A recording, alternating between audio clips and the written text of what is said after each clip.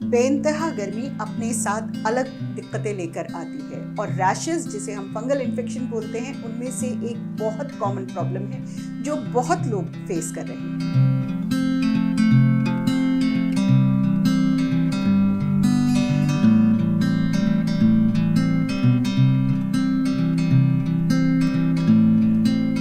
नमस्कार, मैं हूं डॉक्टर शहला अग्रवाल और मैं एक डर्मेटोलॉजिस्ट हूं।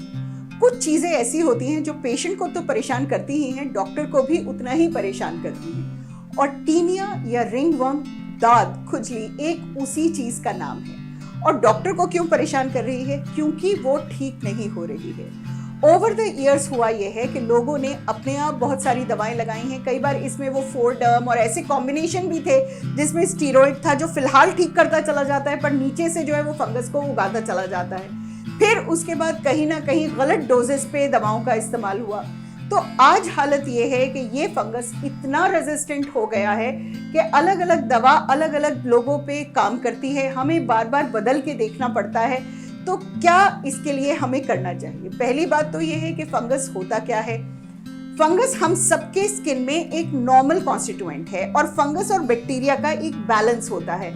कई बार लोगों को क्या होता है कि जब उन्हें एंटीबायोटिक खानी पड़ती है तो बैक्टीरिया तो नीचे चले जाते हैं पर फंगस बढ़ जाता है। तो दांत के नाम से जो रेड पैचेस होते हैं वो आने लगते हैं। और टीनिया, इसको हम टीनिया बोलते हैं, कहीं भी हो सकता है। अगर वो फेस पे होता है तो उसको टीनिया फेशियाई बोला जाता है, बॉडी पे होता है तो टीनिया कॉर्पोरिस बोला जाता है। दिक्कत यह है कि अगर आप इस टीनिया को इतना बढ़ने देंगे कि वो आपके पूरे बॉडी फोल्ड्स पे और बॉडी पे पूरा अपना घर बना लेगा तो बिलीव मी, उसको ठीक करना ऑलमोस्ट इम्पॉसिबल हो जाता है। तो अगर आपको लग रहा है कि कोई भी एक राउंड पैच या इची पैच आपको नजर आ रहा है तो मेहरबानी करके अपने आप क्रीम्स ना लगाएं, और खासकर वो क्रीम्स जिसमें 3-4 चीजें हैं। बिकॉज जो भी कॉम्बिनेशन क्रीम्स हैं उसमें कहीं ना कहीं वो फिलहाल तो आपको असर दे देता है, आपको रिलीफ मिल जाती है, लेकिन वो हमारे लिए आफत बन जाता है क्योंकि जब वो उभर के आता है टीनिया तो उसको ठीक करना बहुत दिक्कत हो जाता है। तो आपसे रिक्वेस्ट ये है कि अगर आपको लग रहा है कि आपको कोई भी इन्फेक्शन है, 2 हफ्ता आप ओवर द काउंटर जो भी क्रीम मिल रही है इस्तेमाल कीजिए, ठीक हो जाता है, बहुत अच्छी बात है। लेकिन अगर ठीक नहीं होता है तो मेहरबानी करके दोबारा उसी क्रीम के भरोसे मत रहिए। आपको डर्मेटोलॉजिस्ट के पास जाना है और हमारा जो रूल है वो है रूल ऑफ 2।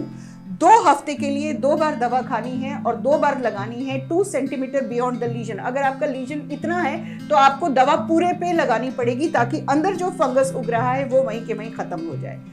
आजकल हर तीसरे व्यक्ति को ये प्रॉब्लम बहुत ज्यादा परेशान कर रही है।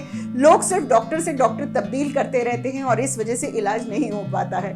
मैं हमेशा पेशेंट को कहती हूँ कि मेरी गर्दन पकड़ के रखिएगा, जब तक ठीक ना हो तब तक प्लीज पीछा मत छोड़िएगा।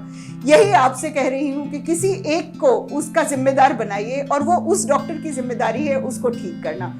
हमारे साथ क्या होता है कि वो हम अपना फर्ज मान के चलते हैं कि हमें ठीक करना है, अगर नहीं होता तो हम एक सेकंड ओपिनियन लेते हैं, पर जिम्मेदारी हमेशा हमारी रहती है।